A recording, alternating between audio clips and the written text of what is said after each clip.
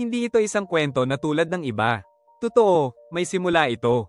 May magkakapatid, may sumpa, may isang mangkukulam. At oo, may dragon pa. Pero ang wakas, kayo ang magpapasya. Ang ilan ay magsasabing ito ay matamis. Ang iba na may malungkot. Baka naman ito ay basta totoo lang.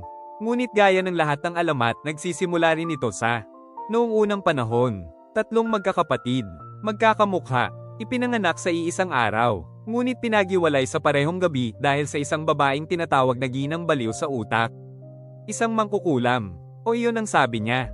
Isang kakaibang babae, sadyang nakadamit ng walang ayos at palaging bumubulong ng mga salitang walang kahulugan. Nagsusuot siya ng salamin na walang lente, may hawak na di nakikitang kwaderno at sinasabing kaya niyang basahin ang mga panaginip. May ilan na nagsasabing siya raw mismo ang sumusulat ng mga iyon. Ngunit isang bagay ang tiyak, mahilig siyang guluhin ang mga bagay na maayos na gumagana.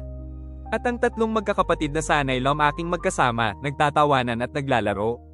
Sobrang maayos iyon para sa kanyang panlasa. Kaya't pinaghiwalay niya sila, at ipinadala ang bawat isa sa magkakaibang mundo. Ang una ay itinapon sa kaharian ng Mere Oval, isang lupain ng hamog at hiwaga, kung saan ipinagbabawal ang mga pangalan.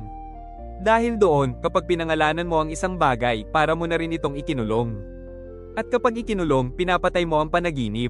Ang pangalawa ay lumaki rito, sa ating mundo, sa mundong puno ng alarm clock, pagsusulit sa matematika, at mga cellphone na palaging may 3% baterya sa pinakamasamang sandali. May 14 na taon siya. Madalas niyang tinitigan ang kanyang mga tali ng sapatos.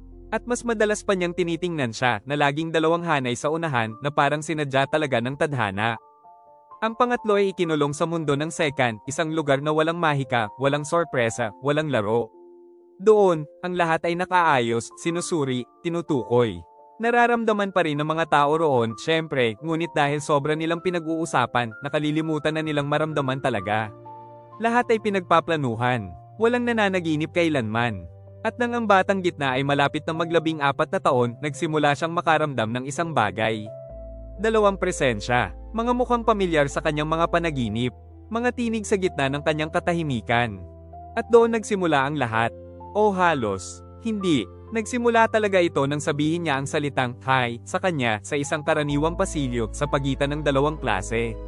Maaari sana siyang sumagot, dapat sana siyang sumagot, ngunit nanatili siyang nakatigil na parang may pumindot ng pause. At biglang nagbago ang mundo.